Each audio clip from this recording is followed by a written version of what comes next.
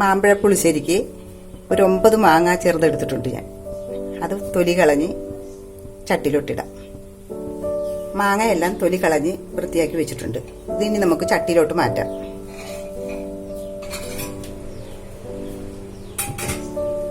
അരക്കപ്പ് വെള്ളം ഒഴിക്കാം. ഇതിനാവശ്യമുള്ള 1 സ്പൂൺ ഉപ്പിടാം.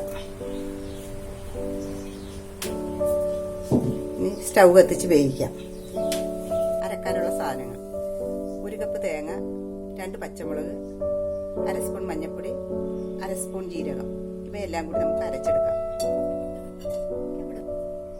ഇനി നമുക്ക് ആവശ്യത്തിന് വെള്ളം ഒഴിച്ച് വെണ്ണ പോലെ അരച്ചെടുക്കാം. മാങ്ങയ്ക്കുള്ള അരപ്പ് നന്നായിട്ട് അരച്ചെടുത്തിട്ടുണ്ട്. മാങ്ങ നല്ലതുപോലെ ഉടഞ്ഞിട്ടുണ്ട്. ഇനി നമുക്ക് അതിലോട്ട് അരപ്പ് ചേർക്കാം.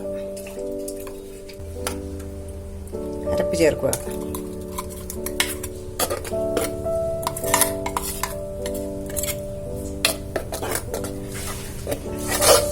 അരപ്പൊന്ന് തിളക്കട്ടെ.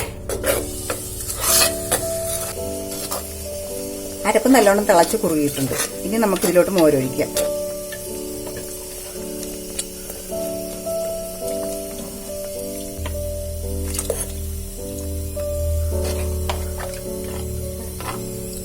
ഞാൻ ഇതിലോട്ട് 2 കപ്പ് മോരൊഴിച്ചിട്ടുണ്ട്.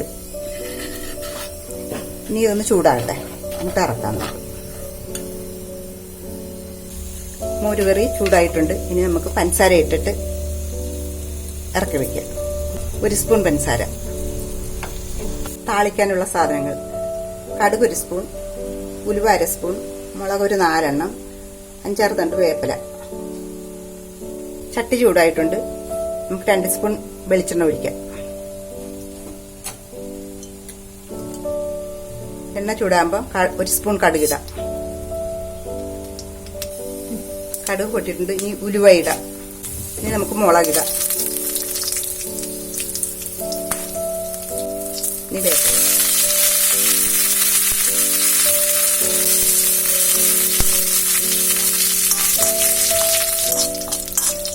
ഇത് മൂത്തിട്ടുണ്ട്. നമുക്ക് കറിയിലോട്ട് ഒഴിക്കാം. ഇതിലോട്ട് ഒഴിച്ച് നമുക്ക് മൂടി വയ്ക്കാം.